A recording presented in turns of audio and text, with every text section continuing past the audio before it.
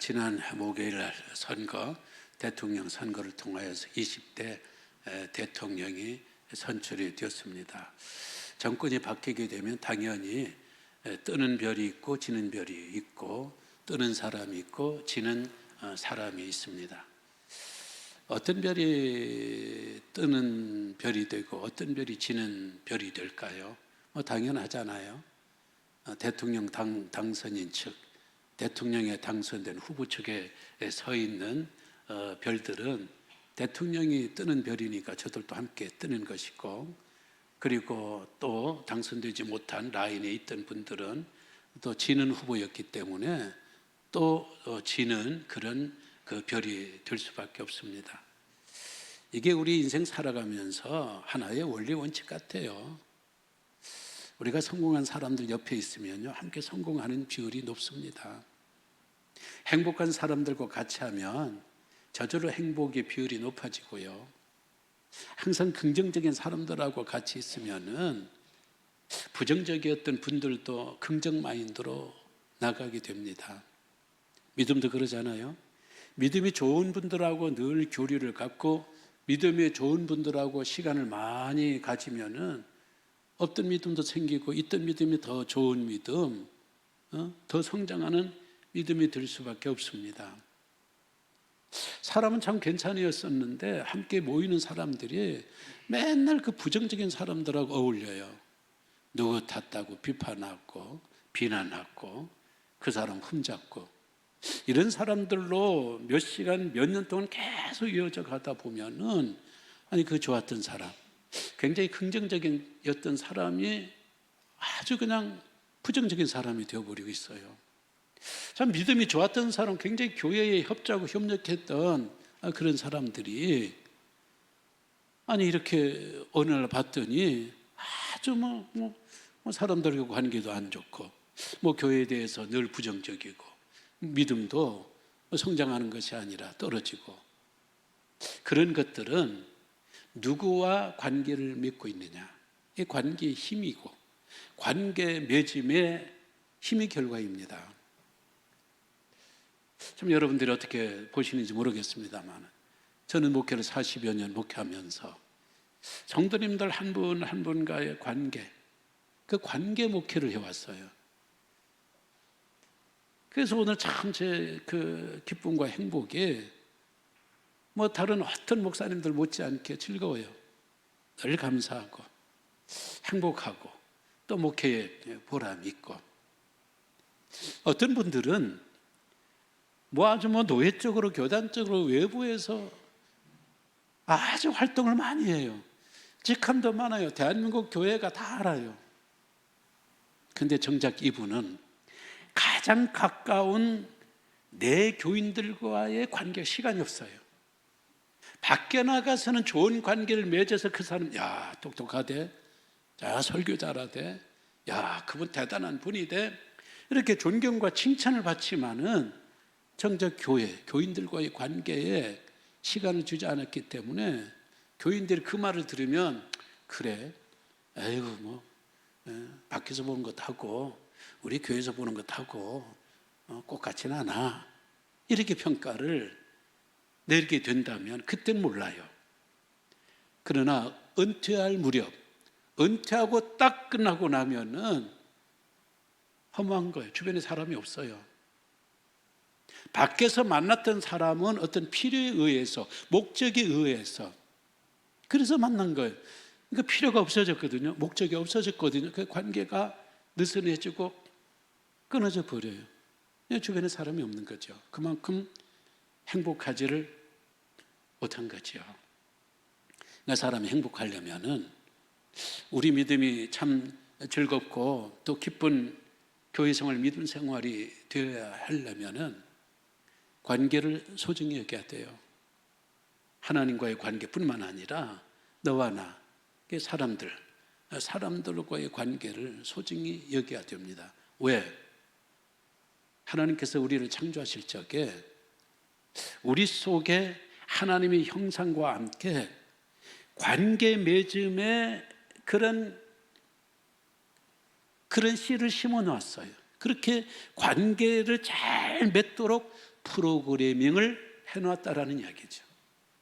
하나님과의 관계, 사람과의 관계, 자연과의 관계, 그리고 동물들과의 관계, 이런 관계가 좋은 사람은 행복한 삶을 사는 것이고, 이런 관계가 어그러져 버린 사람은 항상 삐거덕거려요. 그러니까 많이 행복할 수가 없는 거죠. 그건 세상 사람들도 그래요. 철학자 아리스토텔레스는 인간은 사회적 동물이다, 그 이야기를 했어요. 그러니까 사람들을 무시할 수는 살 수 없다는 거죠. 사람들과의 관계를 업신여기고 사람들과의 관계를 너무 이게 제대로 되지 않으면 절대로 그 사람은 우리가 사회적 동물이기 때문에 행복할 수가 없다라는 이야기죠. 원래 이 말은요, 아리스토텔레스가 한 말은 아니에요. 그는 그에 져서 정치학에서 처음에는 이렇게 말했대요. 인간은 정치적인 동물이다. 근데 이 책이 그리스어로 쓰여졌는데 이것을 라틴어로 번역을 하면서 라틴어를 쓰는 사람들이 이해가 쉽게, 그리스는 굉장히 정치적인 도시지만은 그러나 다른 사람은 다 정치적인 성향이 아니거든요. 그래서 말을 약간 바꿨어요. 정치적인 동물이다라는 말을 사회적인 동물이다, 이렇게 바꾼 거예요. 뭐 굳이 어떤 연구 논문을 이야기하지 않더라도 어떤 사람이 건강해요. 이 사회적으로 관계가 좋은 사람들, 좋은 친구, 좋은 이웃들을 많이 가진 사람들은 병에 걸릴 확률이 높지를 않아요. 근데 관계가 안 좋은 사람들, 굉장히 까탈스러운 사람들, 스스로 고립을 자초하는 이런 사람들이 암이나 심장병이나 그리고 풍이나 이런 데 걸릴 비율이 높습니다. 어떤 사람이 쓰는 글을 보니까 사람들과의 관계가 안 좋더라도 애완동물들, 강아지나 고양이하고도 그런 관계가 좋으면 심장마비에서 회복하는 속도가 빠르다라는 이야기예요. 그만큼 관계가 얼마나 큰 힘이 되는가를 알려주는 이야기라고 볼 수가 있습니다. 코로나 2년이 지나가고 있습니다. 코로나는 그 어떤 것보다도 경제적으로 우리를 마비시키기도 하고, 또 코로나로 인하여 많은 사람 병에 걸리고 때로는 많은 분들이 또 목숨을 잃기도 했습니다. 그러면서도 가장 큰 문제는 뭐냐? 우리의 관계가 끊어졌다는 거예요. 아니면 관계가 느슨해져 버렸다라는 이야기예요. 마스크는 서로의 대화를 단절시켜 버렸어요. 악수하지 말라, 그리고 포옹하지 말라. 이게 모든 게 사실은 우리가 서로 악수할 적에도 친밀해지고, 서로 음식을 먹을 적에 서로 더 친숙해지고 좋은 관계를 맺을 수 있는데, 악수도 말라, 노래도 말라, 밥도 같이 먹지 말라, 몇 시 이후에는 식당 문 닫아라, 몇 인 이상에는 만나지 말라, 추석 때에도 가족들 몇 인 이상은 모이지 말라. 이러니까 2년 동안에 관계들이 느슨해지거나 아니면 관계들이 다 단절이 되어버리고 말았어요. 교회는 더 치명적이죠. 교회는 하나님과 우리와의 관계, 그리고 성도님들과의 관계는 그냥 와 앉았다고 예배 드린다고 되는 게 아니에요. 코로나 때 믿음이 좋아졌습니까? 그냥 상태입니까? 아니면 믿음이 떨어졌습니까? 이렇게 설문조사를 했더니 극소수의 사람들이 믿음이 좋아졌다, 그렇게 응답을 했다는 말씀을 전해드렸어요. 왜 그런 반응을 보였을까요? 이분이 믿음의 문제를 잘 모르는 분 같아요. 교회가 왜 필요한지 그걸 모르는 분 같아요. 이분은 이번에 코로나가 되니까 가족들끼리, 그전에는 주일학교 갈 사람, 또 몇 부 갈 사람, 이거 부부 간에도 같이 예배 못 드리고 부모와 자식들 간에도 같이 예배 못 드렸는데, 이제는 영상 예배를 통하여 동일한 시간에 온 식구 같이 하니까 예배 드리고 좋더라. 혼자서 집에서 큐티도 하고 그러니까 내 믿음이 좋아진 것 같더라. 아니에요. 그건 착시예요, 착시. 그건 착시 현상입니다. 하나님과의, 우리와의 이 관계, 그리고 이 성도님과 성도들과의 이 관계 맺음에서 이번에 이 코로나는 네 가지를 쳐버렸어요. 내 생각이에요. 예배를 통해서 하나님과 우리 관계가 더욱더 친밀해지고, 예배를 통하여 깊은 하나님의 지성소까지 계속 들어가, 이것이 쌓이고 쌓이면서 신령과 진정으로 하나님 속에 계속 들어가는 것이 예배이고, 하나님을 계속 우리 안에 받아들이는 것이 예배잖아요. 영상 예배로는 한각이 있는 거예요. 두 번째는 헌신과 봉사예요. 찬양대 성가들을 통하여서 헌신하고 봉사하고, 주일학교 교사들을 통하여서 우리가 헌신하고, 구역장으로 헌신하고, 그러면서 구역원들끼리, 또 찬양대원들끼리, 또 주일학교 교사와 학생들끼리 이렇게 관계가 더욱더 아주 친밀해지는데, 이게 안 된 거예요. 세 번째는 공동체 생활, 공동체 활동. 남녀 전도에 모여서 한 달에 한 번씩 모이고, 그리고 뭐라도 하나 나누고, 이렇게 모임을 갖고, 우리도 당회원들이 주중에 또 여러분들끼리 친목을 하고 또 식사를 하고, 그러면서 더 깊은 친교를, 끈끈한 맺음들을 이어가야 되는데 그게 안 된 거예요. 네 번째, 애찬. 식사를 못하게 했어요. 식사를 못하게 했다는 것보다는 식사를 할 수 없는 이런 상황이에요. 식사하는 것이 얼마나 서로를 가깝게 합니까? 우리 밥 한번 먹어, 아무한테나 그러는 게 아니에요. 밥 한번 먹읍시다 할 정도가 되면요, 상당히 가까운 사이예요. 교회는 매주마다 밥 한 끼를 먹기 때문에 그야말로 한 식구예요. 식구로서 우리가 굉장히 친숙해진 거예요. 그러니까 이 한국 교회가 이만큼 성장하고 이 단 시일 내에 이렇게 부흥한 것이 아니겠어요? 이 관계가 2년 동안에 다 끊어지지는 아니했다 할지라도 느슨해졌어요. 저는 한 번도 이 코로나 때에 여러분이 예배를 참석하든 참석하지 못하든 간에 여러분이 믿음이 흔들렸다고 생각하진 않아요. 믿음은 흔들리지 않았어요. 예배 참석하신 분이나 또 사정에 의해서 예배 참석하지 못하고 가정에서 예배 드리는 분이나 믿음은 흔들리지 않았다고 생각하지만은, 그러나 믿음의 열기는 떨어졌어요. 예배의 열기, 서로 함께하는 이런 열기들이 식어버렸어요. 이 코로나가 이제 끝나면서 이제 얼마나 가겠어요. 최고 정점이 지금 자꾸 오른다고 그랬는데, 그래도 다행히 지금 옛날처럼 코로나19 처음에 그런 상태로 지금 30만, 50만 되었으면요, 한국 경제 완전히 무너집니다. 그래도 여러분 아시는 것처럼 오미크론은 전염률은 굉장히 강하지만은 치명률은 약해요. 요즘 감기처럼 그렇게 집에서 한 일주일 있으면은 저절로 낫는다고 그래요.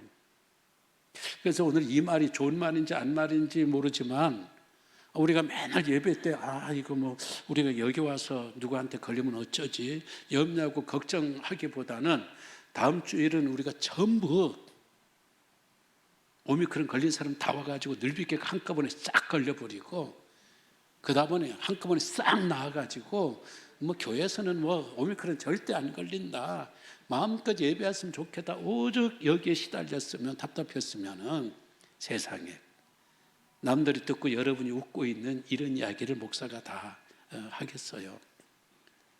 이 코로나가 끝나고 나면 그 어떤 것보다도 믿음의 열기를 우리가 더 열기를 높이자. 서로 더 자주 만나고 더 많이 찬송하고 더 많이 기도하고.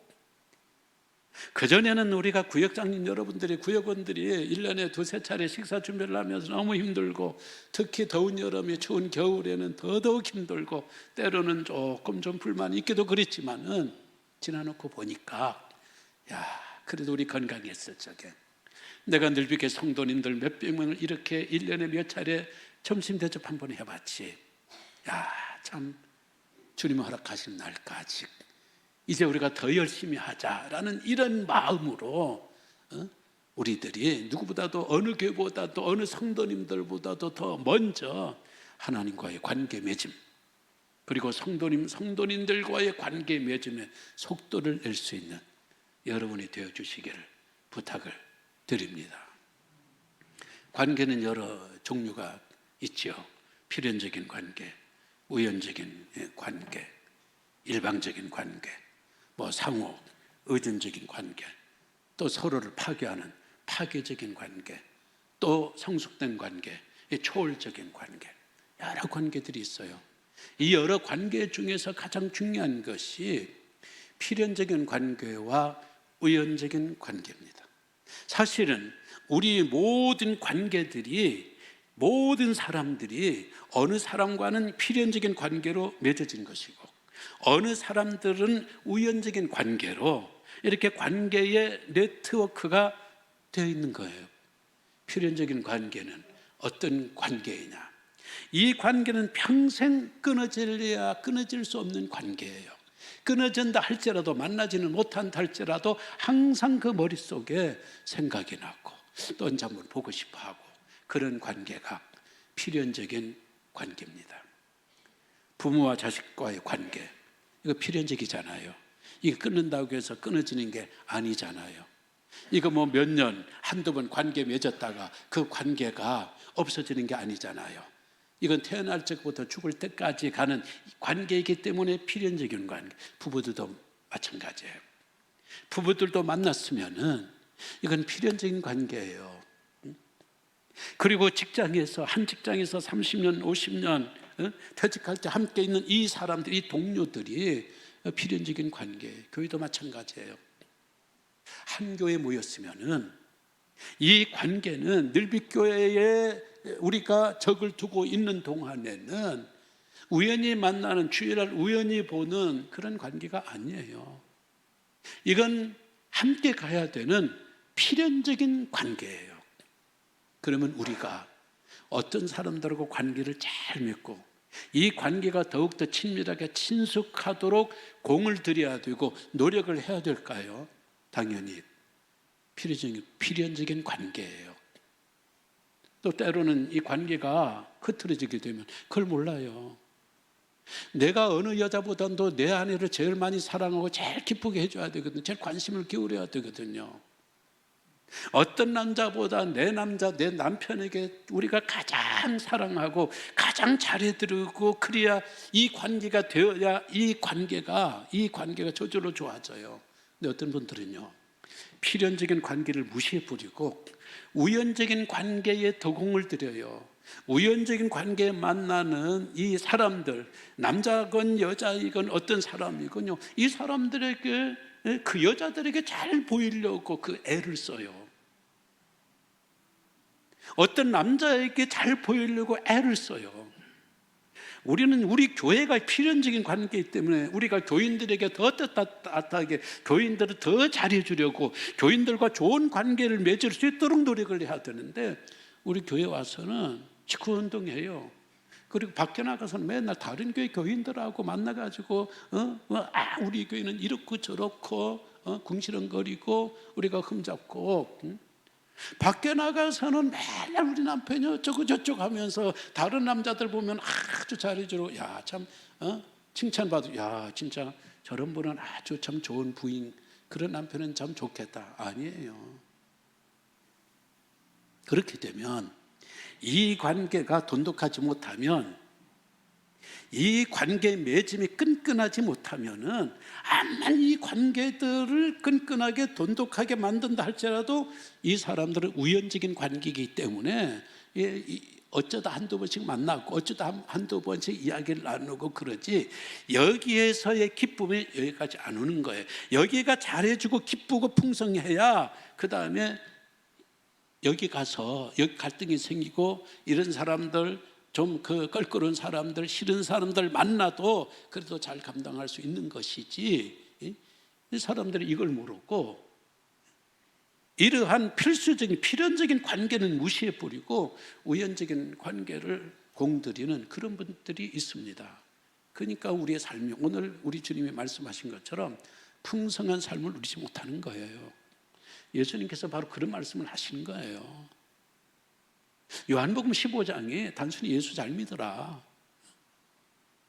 그리고 예수님과 너희들 사이에 죄를 없애야 더 관계가 좋아진다라는 이런 것들만 이야기하는 게 아니에요. 이것이 예수님 안에 있으면 너희들이 기도할 적에 능력을 얻고 응답을 받고, 절대적으로 이런 이야기면서도 절대적으로 이런 이야기는 아니에요. 오늘 이야기는 너희들이 관계 맺음에서 누구하고 관계가 우선적이 돼야 되는가, 어느 관계에 더 공을 들여야 되는가, 어느 관계를 더 소중하게 여겨야 되는가, 그것을 말씀하고 계신 겁니다. 이게 언제적 이야기예요? 요거 끝나고 나면요, 예수님과 제자들은 헤어져야 됩니다.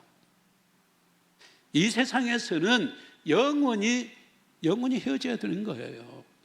그런데 예수님과 제자들 사이에는 우연적인 관계가 아니에요.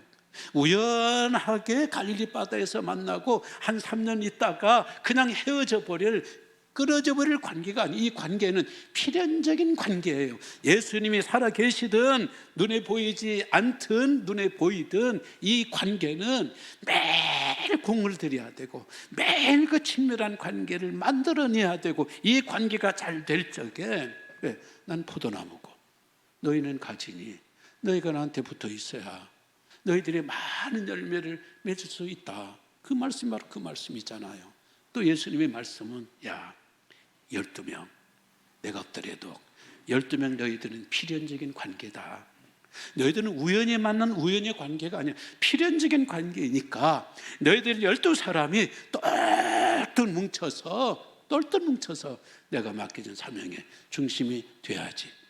여기서 이탈하거나 아니면 이 관계는 느슨하게 만들어 놓고 저 밖에 나가서 저 사람들하고 아주 끈끈한 관계를 맺거나 그러면 절대로 그 사람 열매를 맺을 수 없고, 내가 주는 능력과 내가 너희들에게 주고자 하는 기쁨을 너희들이 누릴 수가 없으니까 내 말을 조심해라, 명심해라. 내가 없는 동안에 이 관계들을 너희들이 항상 나와의 관계를 우선적으로, 필연적인 관계니까.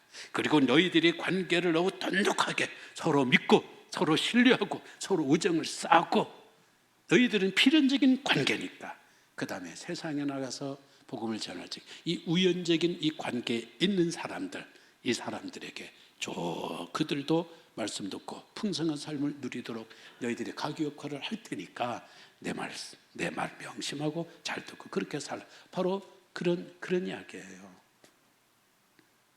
옥스퍼드 대학교 로빈 던버라는 교수가 프린저라는 책을 썼어요. 상당히 분량이 많은 책인데요. 이 사람은 한 개인이 최대한으로 교류를 나눌 수 있는 친구의 숫자가 150명이라고 그러더라고요. 150명. 150명은 어떤 사람이냐? 공항에 나갔는데 어떤 사람을 아는 사람을 딱 만났어요. 응? 아이고 어떻게 지내세요? 어디 가세요?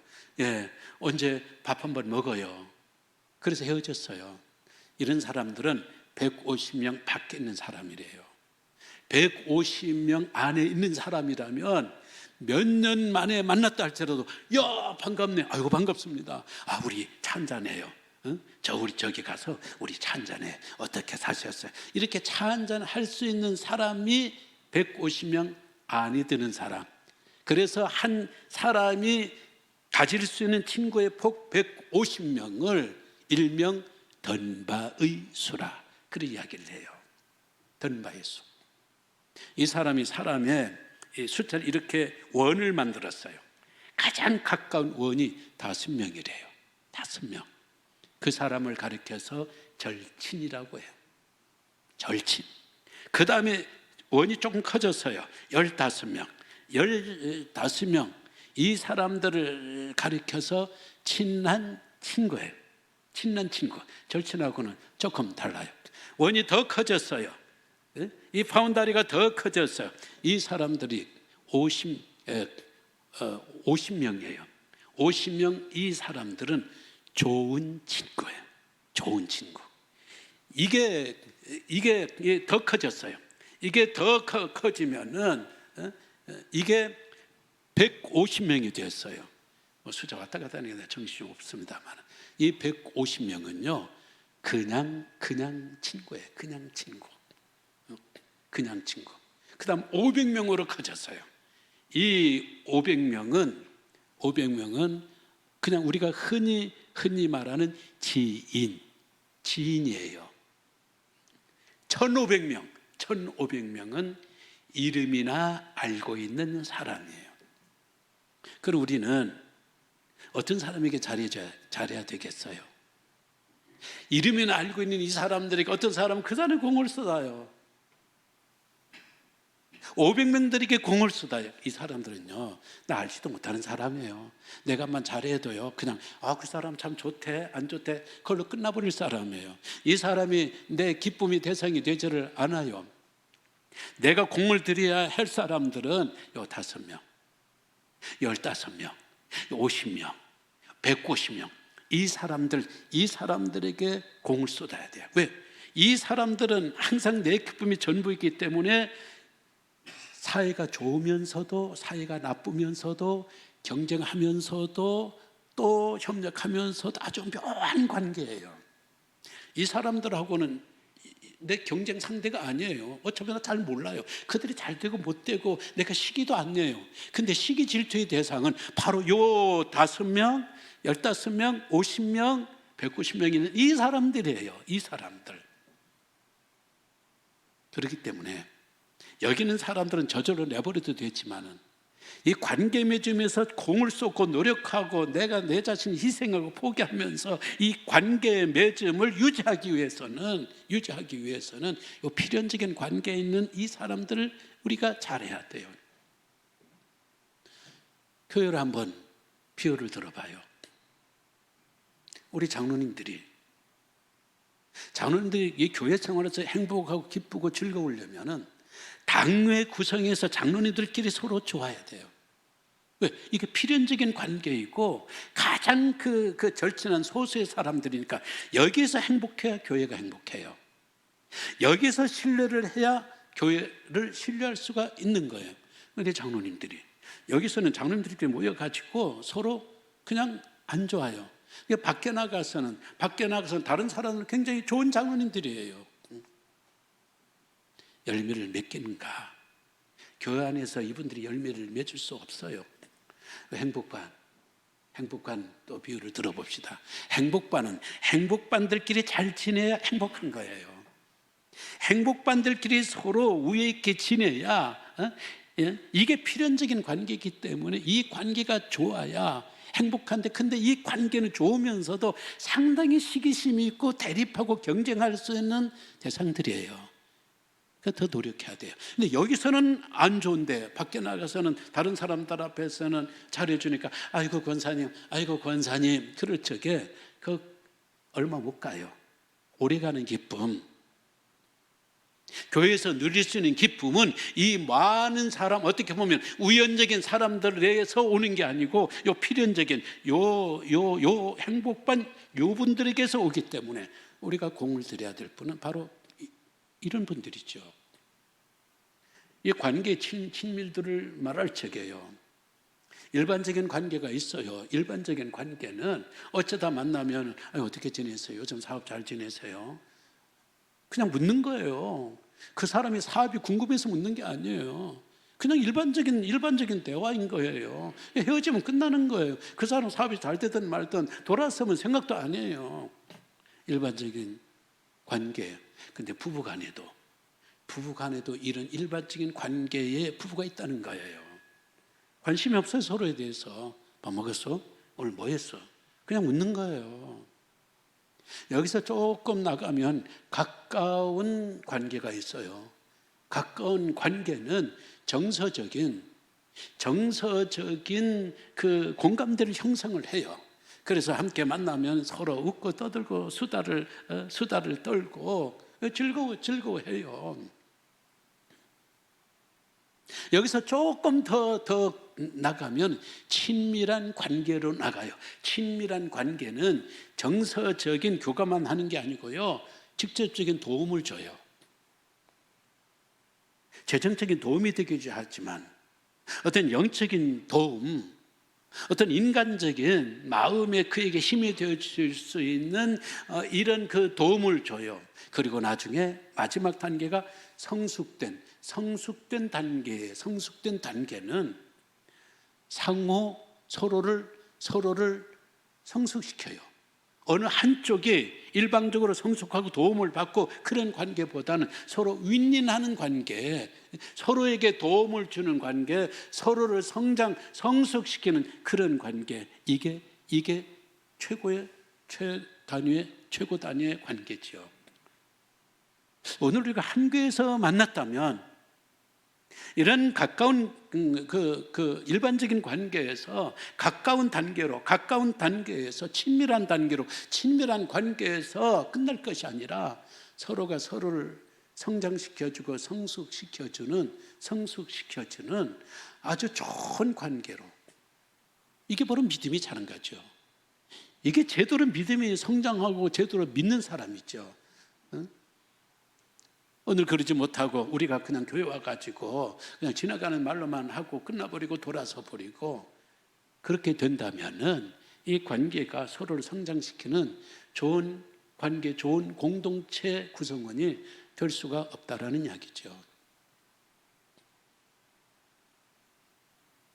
하나님께서 아담과 하와 좋은 관계를 맺기를 원하셨어요. 왜? 하나님과의 좋은 관계를 맺어야 아담과 하와의 삶이 풍성해지고, 그리고 아담은 관리자로서 자연과의 관계, 동물과의 관계, 이게 관계가 잘 되고, 또한 사람과 사람, 부부와의 관계가 잘 될 수가 있는 거예요. 근데 사단이, 에덴이 들어와서 이 관계를 끊어버렸습니다. 불순종의 죄가 선악과 따먹는 걸로 나타났고, 선악과를 따먹었을 적에 아담이 어떤 모습을 보였어요? 하나님께서 하셨어요. 이 관계가 단절이 되어버리고 만 거예요. 하나님의 관계를 이어주기 위해서 찾아나셨어요. 아담아, 어디 있냐? 하나님 아시죠? 그 말은 뭐예요? 야, 너 나 떠나서는 아무것도 할 수 없는 거야. 4절의 말씀. 내 안에 거하라, 나도 너희 안에 거하리라. 가지가 포도나무에 붙어 있지 않으면 스스로 열매를 맺을 수 없음같이, 너희도 내 안에 나에게 붙어 있지 아니하면은 아무것도 할 수 없는데, 아담과 하와가 숨어 있어요. 그러니까 숨어 있지 말고 나와서 다시 관계를 맺자는 거예요. 관계를 맺어야 된다는 거예요. 아담이 뭐라고 답합니까? 내가 두려워서 숨었습니다. 내가 무서워서 숨었습니다. 이 나쁜 관계예요. 해로운 관계예요.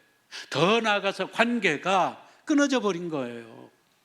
아니, 평생 사는 부부 사이인데 평생 살아도 아내가 남편이 맨날 어려워, 때론 남편이 무서워. 그 좋은 관계는 아니잖아요.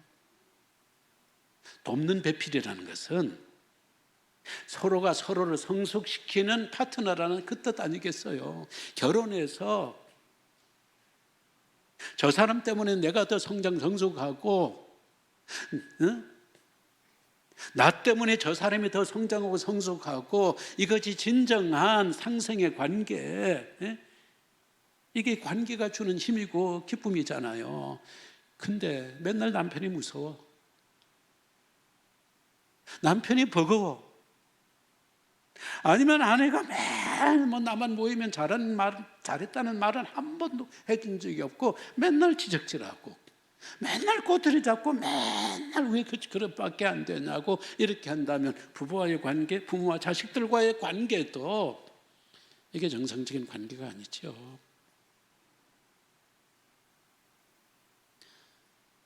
사단은 하나님과 우리의 사이에 단절을 가져왔을 뿐만 아니라 지금도 하나님과 단절된 상황 속에서 우리가 숨을 자꾸 나뭇잎들을 우리에게 갖다 주어요.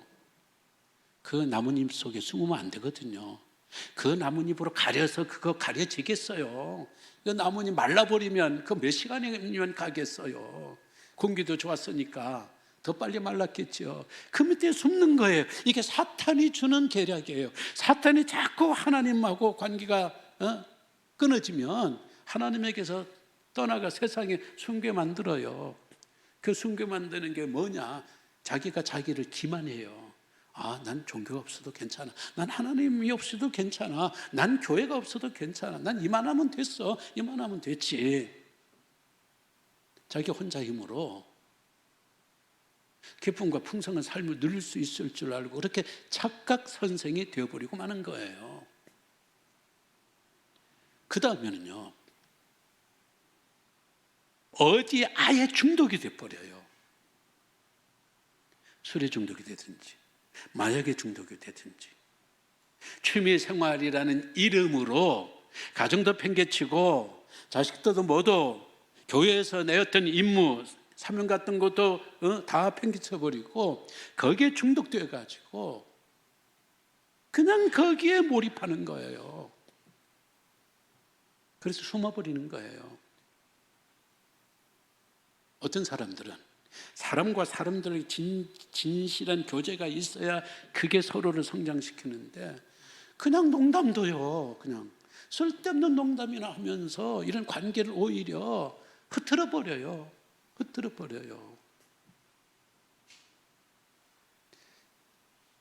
결국에는 함께 지낸다고 하지만 부부 사이에 그게 층이 생기는 거예요. 층. 교인과 교인들 사이에 앞에서는 웃어요. 앞에서는 막 다 하는 것 같은데도 자기는 절대 속을 드러내질 않아요. 처음에는 사람들이 호감을 가졌는데 그래서 그 사람한테 자기 이야기를 다 하거든요. 때로는 내 남편도 흉을 봐요. 그게 흉이겠냐고요. 아니, 아내가 남편 흉 보는데 그게 흉이겠냐고요. 그냥 친구지가니까 서로 가까우니까 이 말 나오다 보니까 저 말도 나오고 그러는 거지. 때로는 내 자식들 흉도 보고 딸 흉도 보고 그 흉이겠어요. 흉 아니잖아요. 그 말은 뭐예요? 당신도 내가 다 마음을 열었으니 속에 있는 말을 다 하니까 당신도 나한테 속에 있는 말을 다 하자는 이야기잖아요.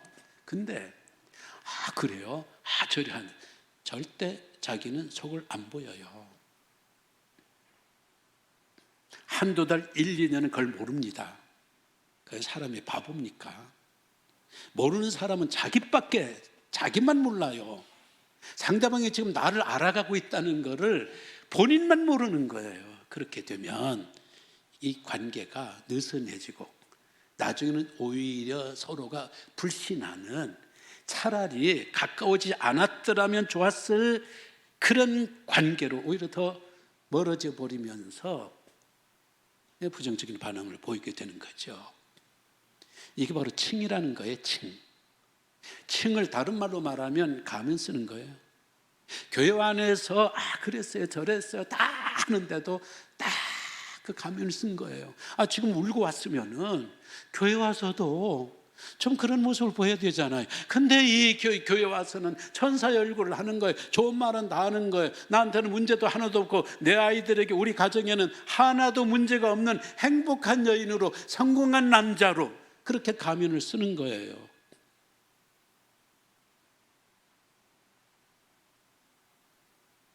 그럼 이 속은 고립되고 속은 외로운 거예요.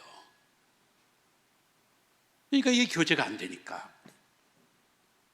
그래서 심리학자들은 이런 층으로 딱 단절이 된, 그러면서 겉으로만 해해하는 이런 관계를 연인들이 유리창을 가운데도 서로 키스하는 것과 같다는 거예요. 서로 이거 키스를 했어요. 키스했다고 그래요. 그 키스입니까?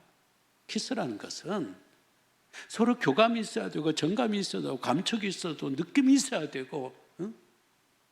상대방이 나를 받아들이고 내가 상대방을 받아들이고, 이런 접촉이 이게 진정한 관계잖아요. 근데 유리창에 딱 있어놓고 서로 하면 감촉이 오겠어요, 뭐 정감이 오겠어요, 느낌이 오겠어요, 뭐가 오겠어요. 그러면서도 우리 키스했어, 우리는 아무 문제가 없어요. 우리들은 이렇게 서로 이렇게 관계를 가지니까 좋은 관계야. 그거 아닌 거예요.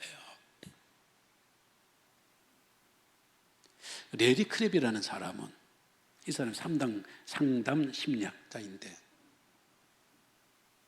끊어진 관계 다시 잇기라는 책을 썼어요. 읽을 만한 분량이에요. 이 사람은 하나님과 우리 사이의 관계가 끊어지는 그 요인을 3가지로 정리를 했더라고요. 첫 번째, 세상. 2번째, 육신. 3번째, 사탄. 이 세상은 어떤 세상이냐? 그리스도가 없는 사상, 그리스도가 없는 조직, 그리스도가 없는 시스템, 인본주의 중심의 이런 세상이죠. 이런 인본주의 중심의 세상은 하나님과 관계를 멀어지게 한다는 거예요. 특히 그런 교육을 받은 사람들은 저절로 하나님과 관계가 멀어지는데, 지금 이것이 세상의 현실이고 우리 대한민국의 현실이잖아요. 젊은 아이들이 다 교회를 떠나고, 젊은 아이들이 믿음, 종교를 다 떠나고 있잖아요. 2번째는 육신, 내 속에 하나님을 갈망하고 하나님을 구하고 그것으로 나의 기쁨을 삼고, 그런 마음이 없이 그냥 세상이가 좋아하고 세상에서 기쁨과 즐거움을 느끼고자 하는 어떤 인간적인 성향, 육체적인 성향이 하나님과 우리 사이를 가로막아 버리고 관계를 느슨하게 뿐만 아니라 나중에는 깨어지게 한다는 거예요. 3번째는 사단의 역사. 사단의 역사는 적당히 해라, 적당히. 하나님 믿는 것도 적당히 믿고, 교회 일도 적당히 하지. 교회 너무 깊이 들어가지 마라. 교회 와서 왜 시간 버리고, 교회 와서 그 다 헌금으로 너희들 쓸 거 절약해야 되고, 왜 그러냐? 이런 사탄의 농간이 우리를 하나님께 멀어진다 라고 하면서, 그분이 이 전체적인 내용을 누가복음 15장 집을 나간 둘째 아들과 그를 기다리는 아버지의 관계로 이걸 그려냈더라고요. 아버지는요, 아들과의 관계가 필연적인 관계예요. 우리 집에 있든지 집을 떠나 있든지 변함없이 사랑해요. 그런데 이 아들은 아버지와 나와의 관계를, 이 필연적인 관계를 우연적인 관계로 만들어버리고, 우연적인 관계로 끝내야 될 사람들 돈을 갖고 나가니까 여자들이 달라붙고 사람들이 달라붙고, 이게 우연적인 관계, 돈 없으면 다 떨어질 사람인데 여기에 공을 들여요. 결과는 어떻게 됐어요? 가난뱅이가 되고 불행한 사람이 되었어요. 그래도 참 하나님의 은혜로 돌아와서 아버지와의 관계, 필연적인 관계로 다시 회복될 때에 탕자의 신분이 아니라 변함없이 사랑하는 아들의 신분, 필연적인 관계로 회복되고 모든 기쁨이 회복된 거예요. 큰아들은 형식적으로는 필연적인 관계로 있으면서도 아버지에 대해서 신뢰를 하지 않아요. 그는 우연적인 관계로 이 좋은 관계를 만들어버린 거예요. 그러니까 불행한 거예요. 시간이 많이 갔습니다. 오늘 우리는 필연적인 관계를 우연적인 관계로 만들어버리면 안 돼요. 우연적인 관계가 필연적인 관계로 생각해서 여기에 공을 들이고, 아니라는 거예요. 나를 떠나서는 너희가 아무것도 할 수 없습니다. 우리는 필연적인 관계니라. 나하고 함께 있어야 11절 내가 이것을 너에게 이르면 내 기쁨이 너희 안에 있어 너의 기쁨을 충만하게 하려 함이라. 주님이 주신 말씀 우리 가운데 더 새롭게 들을 수 있게 되기를 바랍니다. 다 함께 일어나셔서 찬송합니다. 290장.